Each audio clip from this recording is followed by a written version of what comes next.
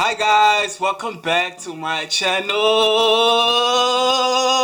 So on this video I'll be talking about why I think internet artists are not blowing up in South Africa. A lot of people have been wondering, what is the situation? What is the deal with people that are popping on Twitter, on Facebook or Instagram not blowing up in the real world? Before I get into it, please like and subscribe, comment if you haven't already. Click the notification bell and let's get the ball rolling. So I'll be giving you 5 reasons why internet rappers, singers, producers, anything, within the artist department, the creative sector hasn't been working out for a lot of people. So number 1, I believe that people do not know their way around the internet first of all. If your video goes viral on Twitter in South Africa, it does not mean it will go viral on Instagram or on Facebook. There is not enough people within the social media game at the moment in South Africa for things like that to really get attention in that wide type of spectrum. A lot of times we get fooled by some of the YouTube videos that we watch, or the examples of US artists that blow up from the internet merely of one platform, and then it translates to another one, and then it translates to blogs and video like vlogs of other people like these that talk about how you blew up.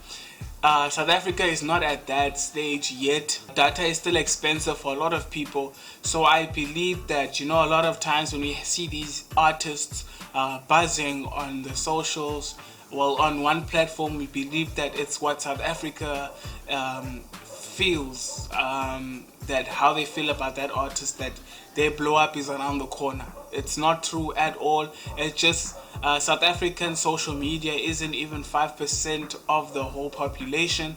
So when you get 10k views or 100k views, never see it as 100k South Africans saw my video. It doesn't mean that. It means that 100k people might have seen your video from different provinces as well, different countries outside of South Africa. So it could have been 10 Zimbabweans, 10 people from Botswana, 50 people from Zimbabwe, 100 people from Nigeria, and your whole influence is scattered out, and you can't really control that at that point in time. You can't pinpoint it to any specific location. So if you have videos that trend on Twitter or on Instagram for some period of time, it doesn't mean that you can go and book an event or a gig in Eastern Cape and for people to come through for you. It doesn't work like that. Social media is not concentrated like that at the moment, at least not yet in South Africa. So you can't really rely on those numbers to determine how successful you are. You know what I'm saying? So artists, anybody, creatives, entrepreneurs need to realize that popping on social media, yes, it's good to create a buzz and to create a following. But in terms of real life audience, you still have a long way to go. So don't mix those two up unless you've coordinated a way in order to get 20 people in Eastern Cape to come through for you that are your friends, that you've networked with, networked with in terms of building a partnership with, for them to come through for you for a gig. That's another way to solve that problem of your internet fame translating to real life. If you can round people together in order for them to support you in that specific province, from 20 people it can grow to 30, as long as people within the club or people within wherever you're performing see people gravitate towards your energy, and you've obviously orchestrated that behind the scenes. Numbers attract more numbers. That's a solution for a lot of people that might be struggling with internet success. Number 2, a lot of people aren't aware of this actually links with number 1, SEO, social media etiquette optimization. Social media optimization. Sorry guys. Social media optimization. I think that's what it stands for. So, but basically, what I'm trying to say is that you need to know how to maneuver around the internet. You need to know how to get on blogs. You need to know how to get people to talk about music that you released. You need to get people to engage in your content in order to convince other people within the industry that you're the real deal. You know what I'm saying? You need to make music in order to attract people. You know, you need to make content around that music in order to get people to be interested in you. You also have to have a personality within social media. You don't have to be a clown. I'm not saying be a clown. I'm not saying be a joke. I'm not saying be a fool. I'm saying take your personality and take it to the TL so other people can see what you get up to outside of music. Because a lot of times people just get stuck on dropping links or dropping snippets of songs that they're gonna release, like they made it or something. But you need your personality to come through for you in order to, you know, succeed or to be successful on social media, on Facebook or whatever. People need to know the person outside of the music as well, because a lot of times people will support you not just for your music but who you are. So a lot of fans follow artists and stuff not because of their music. They might not like their music that much, but because of the type of people they are, they feel close to them and they relate to their journey. So you need to keep that in mind when it comes to social media optimization and search engine power. You need to know what it means, or how you can go about getting on the net and creating an internet trace. In terms of, if people search you on Google, then certain things need to come out about you, like your bio, like your music. So people don't really find it difficult to keep up to date with you. You need to realize that your music or your talent plays a very small part in your come up or your blow up or your relevancy. It plays a very small part. Your mechanics in terms of your rollouts plays a vital part in how successful you become one day, and if other people want to work with you. Number 3 is attitude. You know, attitude is very important in any type of industry. You know, I think a lot of times we've dealt with artists, I've dealt with artists that feel people owe them something. Like industry people owe them a put on, they owe them a feature, they owe them a retweet, they owe them a share, just because they're talented, just because they feel like they trust their ability in order to make it within the industry. And it does not work like that. You need to learn how to respect others. You need to learn how to talk to others. You also need to learn how to network. You need to decrease your pride in order for people to come and try to work with you at the end of the day. Because nobody's going to work with somebody that's too conceited, that thinks that the industry owes them, and that thinks that, you know, things are going to run by what they believe or what they feel. You need to decrease your pride, decrease your ego, and get onto the boat of other people, support other people you believe have an ability that the industry can use. Because you can't defeat, or you can't build an empire one man. There's no way you can do it. You know what I'm saying? Like, you'll definitely run out of gas at some point. So your attitude is very important when it comes to your come up. You know what I'm saying? Like, you need to open yourself to other people or other creatives, acknowledge them, talk to them, network with them. Because one day when you need people to come through for you at a certain city, and you know people from that city, they'll be excited to network with you, and they'll go to your gig because you were so organic or you were so real with them, and they'll come in numbers because you supported their grind. That's tactical thinking. That is smart thinking. If you tactically talk to 10 people in the Eastern Cape that live around the same city or the same area, and you're good friends with them, they can come through for you when you perform. You know what I'm saying? Because that's just how people are. Everybody's looking for genuine people out there.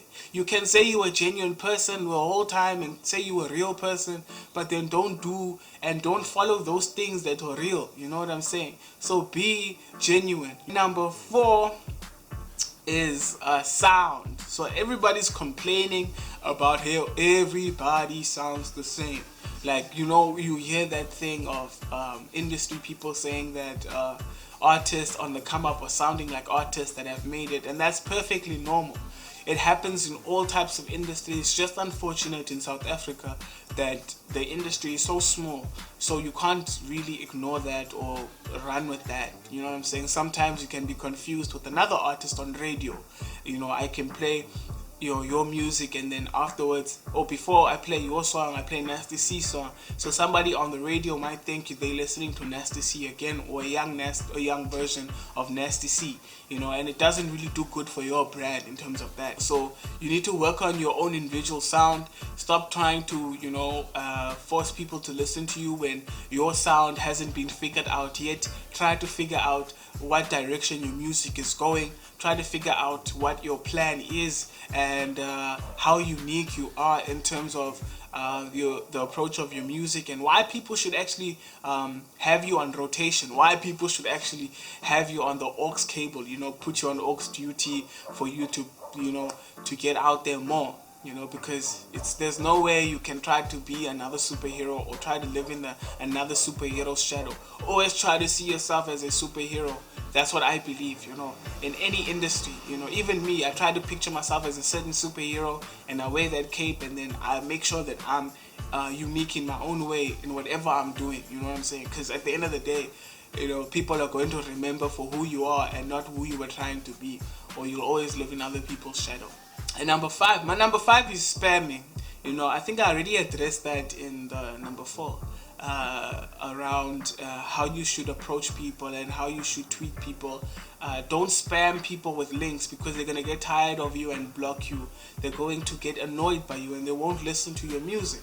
Try to be creative, like I said earlier, with the content that you're dropping. Try to create dramatic stuff or effects around the music that you're dropping. I think it's very important for you to be unique in your own way. I also want to bring out something else. I think this is the 6th point. A lot of people on the internet are complaining about ideas that have been stolen, or ideas, production ideas or songs that have been stolen, or various things, that people have been for years complaining about, that they don't get credit for.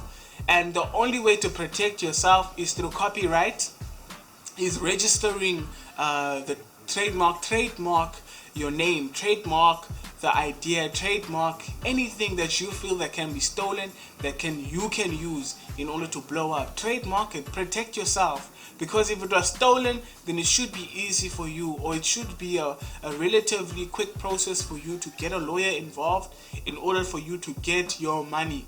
So protect yourself. It's not going to help if you constantly complain on the socials, because people have been doing that for years. They've been complaining about ideas being stolen, and it's not going to stop because you enter the industry. It's going to continue.